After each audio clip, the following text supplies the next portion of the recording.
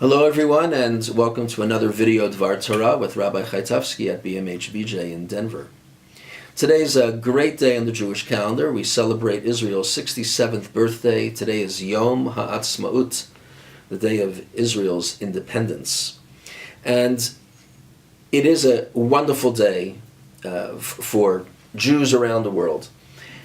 It's also a day that's mired in a little bit of controversy, both halachic and philosophic controversy. We're still not sure, even 67 years after Israel was born, what to make of this momentous event. Was it a miracle? Is it something that should be marked by the recitation of Hallel? And if so, can we suspend the laws of Sfirah, because we're in the middle of the Omer? Can we listen to music on this day? Can we take haircuts on this day? All sorts of controversies surround this day. And while the controversies should really be minimal, sometimes they rear their ugly head in a way that makes it difficult for the various communities who hold the various opinions to actually talk to one another on this day. And that's very sad. You know, Rabbi Akiva's students, Rabbi Akiva was a great rabbi. We all know who Rabbi Akiva was. And he founded the first yeshiva university. He had 24,000 students who perished during the Omer period.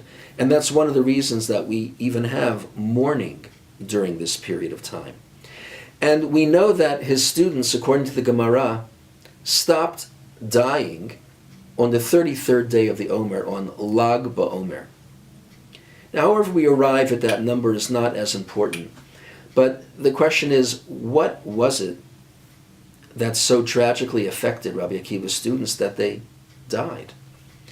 And the Gemara does not give many details. All the Gemara says is, Lo nahagu kavod ze bazeh, that they didn't respect one another.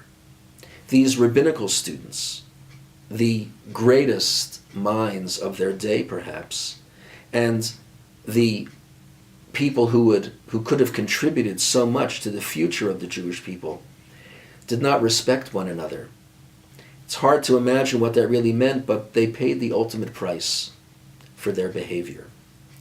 And it's ironic that it was Rabbi Akiva himself who taught the importance of V'ahavta l'reacha kamocha, of love your neighbor as yourself. It was he who said, this is the greatest principle of the Torah. And perhaps his students were held accountable to such a degree because it was their teacher who made the point of elevating that particular principle to the cardinal principle of Judaism. Whatever the case may be, we seem to have fallen short. Rabbi Akiva's students seem to have fallen short.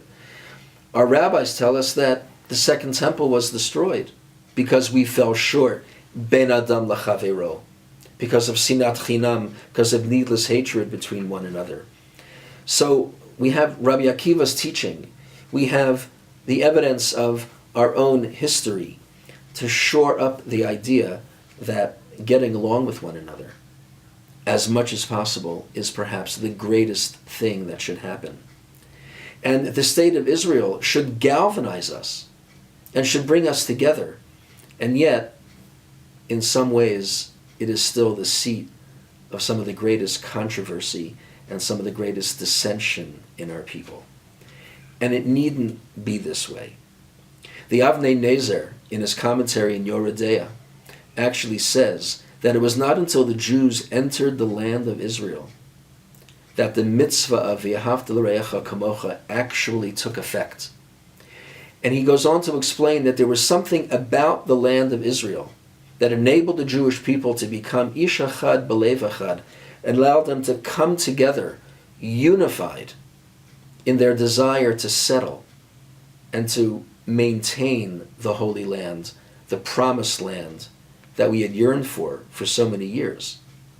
And it was something about the atmosphere of Israel that galvanized the people and was able to bring them together.